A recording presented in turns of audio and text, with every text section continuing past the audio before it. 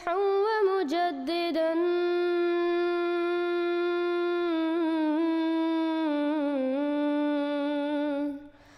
فارنوا بنظر طاهر وجنان.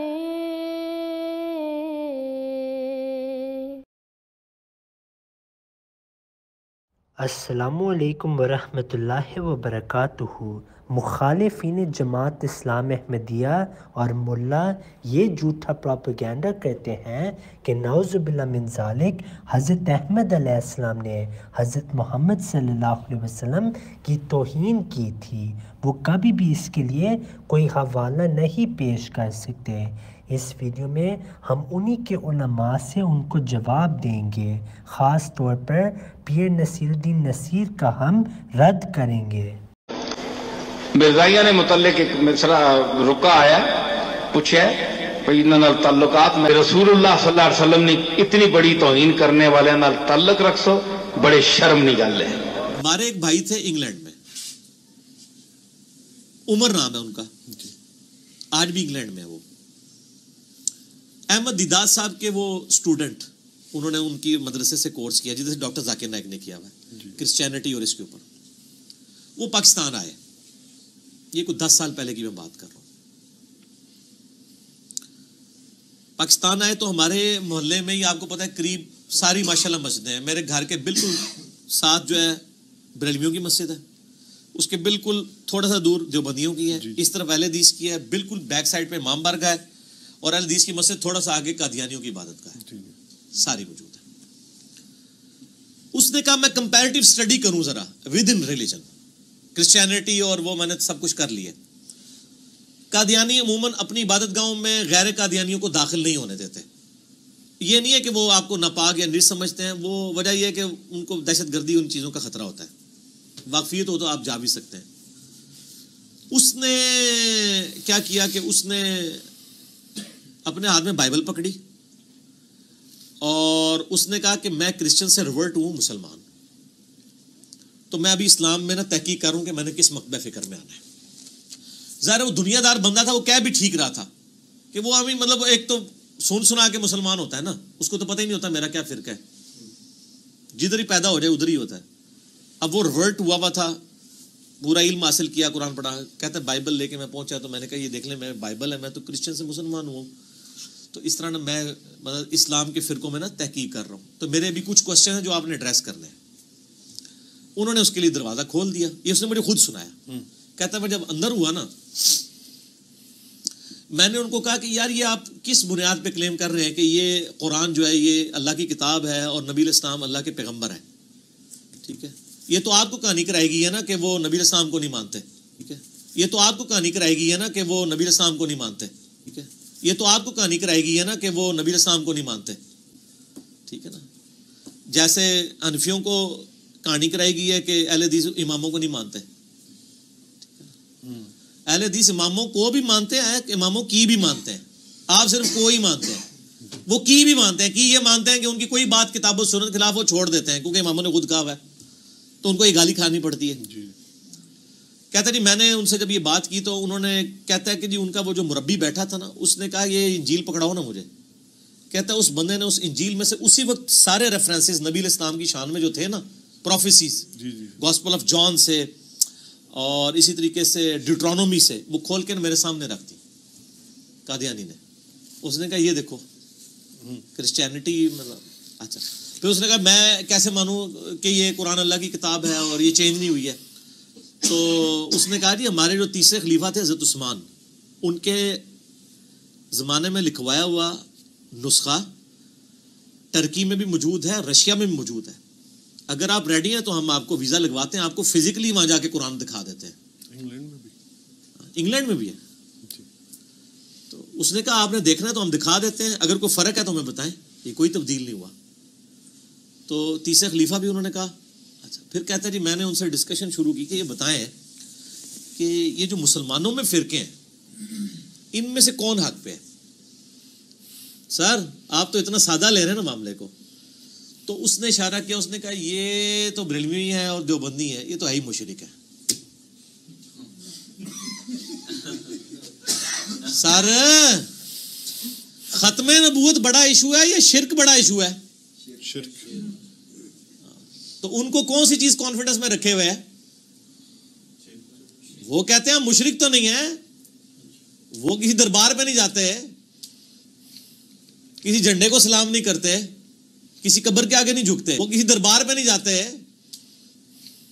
کسی جھنڈے کو سلام نہیں کرتے، کسی قبر کے آگے نہیں جھکتے. سنیے، کوئی بھی قادیانی بچہ جب بھی بالغ ہوتا ہے اٹھائیے، غور کیجئے، سب سے پہلے اس کو کیا پٹی پڑھاتے ہیں؟ اس کو یہ سکھاتے ہیں کہ اللہ ایک ہے، نبی کریم صلی اللہ علیہ وسلم اللہ کے رسول ہیں. اقرار ہو گیا کہ نہیں بتائیے؟ جو بچہ بالغ ہوا اس نے اللہ کی توحید کا اقرار کیا، نبی کی رسالت کا اقرار. سب سے پہلے اس کو کیا پٹی پڑھاتے ہیں؟ اس کو یہ سکھاتے ہیں کہ اللہ ایک ہے، نبی کریم صلی اللہ علیہ وسلم اللہ کے رسول ہیں. قادیانی بھی مصطفیٰ کو اللہ کا نبی اور رسول مانتے ہیں. یہ کہتے ہیں کہ جی ہم نبی پاک کو آخری نبی مانتے ہیں. اتنی بات کہی، ہمارے بندے کے دل میں، نوجوان کے دل میں ان کے لیے تھوڑی سی ہمدردی آ گئی. اس نے کہا یہ تو مان رہا ہے تو حضور آخری نبی ہے، یہ مانتا ہے. ہم کہتے ہیں سب سے افضل حضور ہے، وہ کہتا ہے بالکل سب سے افضل حضور ہے، ہم بھی مانتے ہیں. ہم کہتے ہیں سب سے افضل حضور ہے، وہ کہتا ہے بالکل سب سے افضل حضور ہے، ہم بھی مانتے ہیں. ہمارے ایمان کمزور نوجوان چونکہ پڑھے ہوتے نہیں عقیدے کے بارے میں، علماء کی مجلسوں میں بیٹھے نہیں ہوتے، تو اپنے اسی شک کی بنیاد پر پھر ایمان ضائع کر بیٹھتے. کہ مشہور بریلوی عالم طاہر القادری بھی جانتے ہیں کہ حضرت مرزا غلام احمد علیہ السلام نے اللہ تعالیٰ اور حضرت محمد صلی اللہ علیہ وسلم کی محبت میں بڑی عظیم الشان تحریریں لکھی. آج صلی اللہ علیہ وسلم کی محبت میں اور اللہ تعالیٰ کی محبت میں بڑی عظیم الشان تحریریں لکھی. ادھر طاہر القادری صاحب کہہ سکتے تھے کہ آپ غلط کہہ رہے ہیں اور کہ حضرت مرزا غلام احمد علیہ السلام نے ایسی تحریریں نہیں لکھی، لیکن انہوں نے تسلیم کیا کہ جی یہ ٹھیک ہے، انہوں نے ایسی تحریریں لکھی ہیں. میں بتانا چاہتا ہوں کتنے ہندو اور کافر اور سکھ ایسے آپ کو چاہیے سینکڑوں کی تعداد میں جنہوں نے حضور اسلام کی محبت پر نعتیں لکھی. کتنے ہندو ہیں نعتیں لکھی حضور اسلام کی شان میں.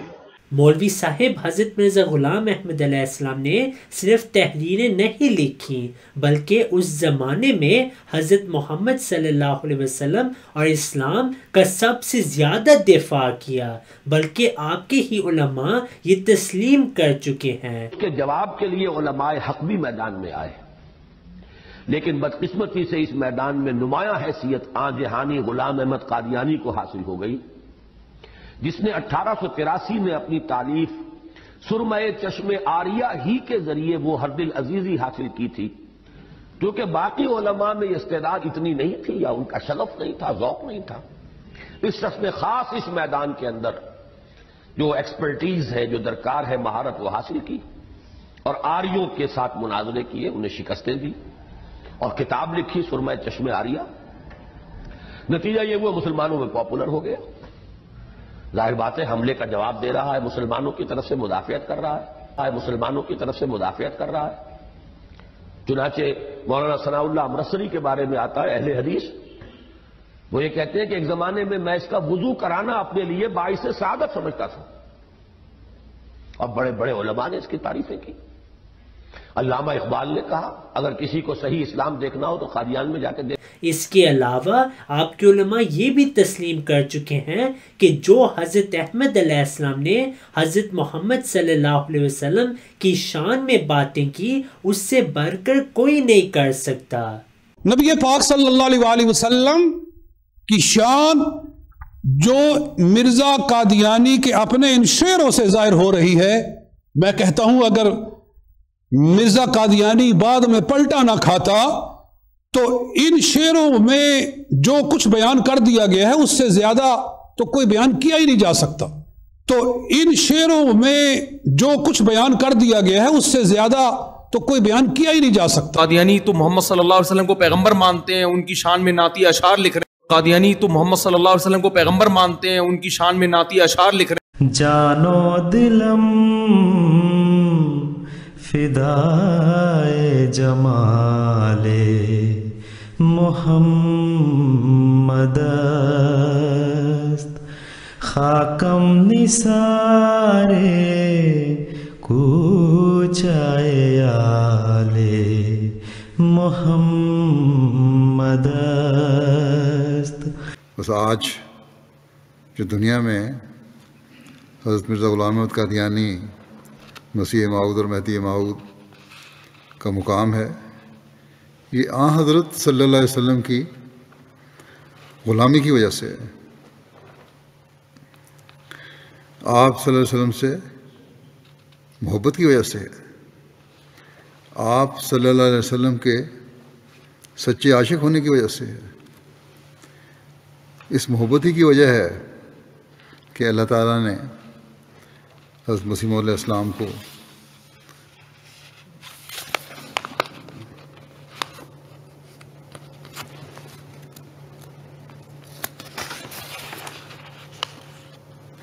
हज़रत सल्लल्लाहु अलैहि वसल्लम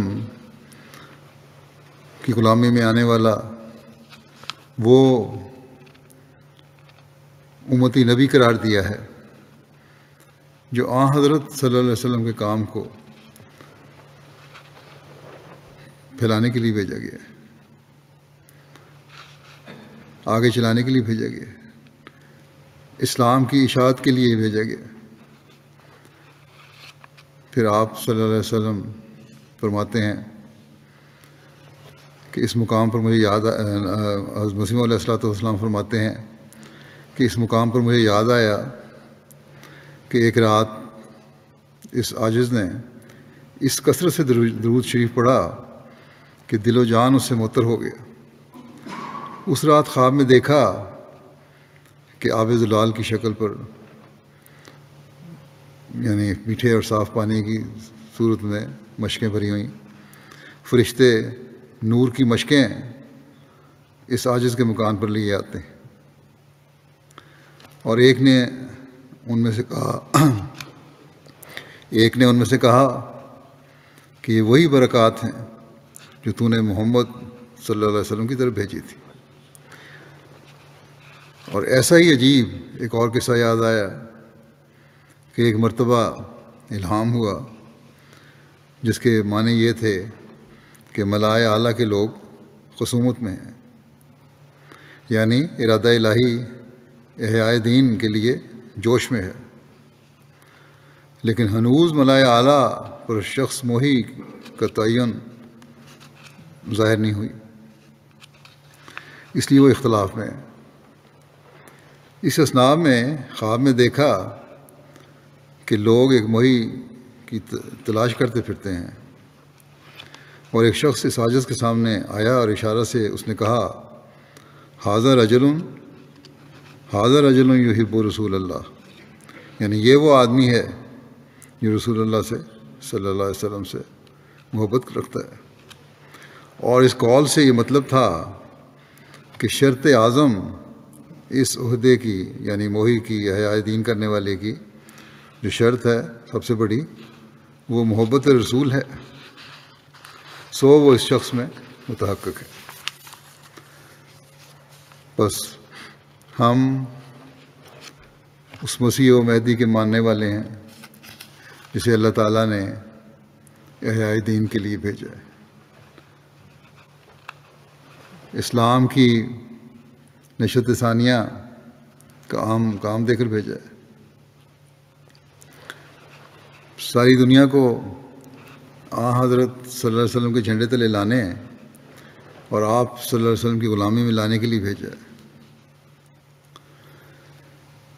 और आप अलैहिस्सलाम ने हज़रत सल्लल्लाहु अलैहि वसल्लम की मोहब्बत में डूबकर ही ये मुकाम पाया है। If you have not yet subscribed, make sure to subscribe and click on the bell icon so you can get notifications for every new video. Also make sure to like and comment on the video and follow on Twitter and Instagram.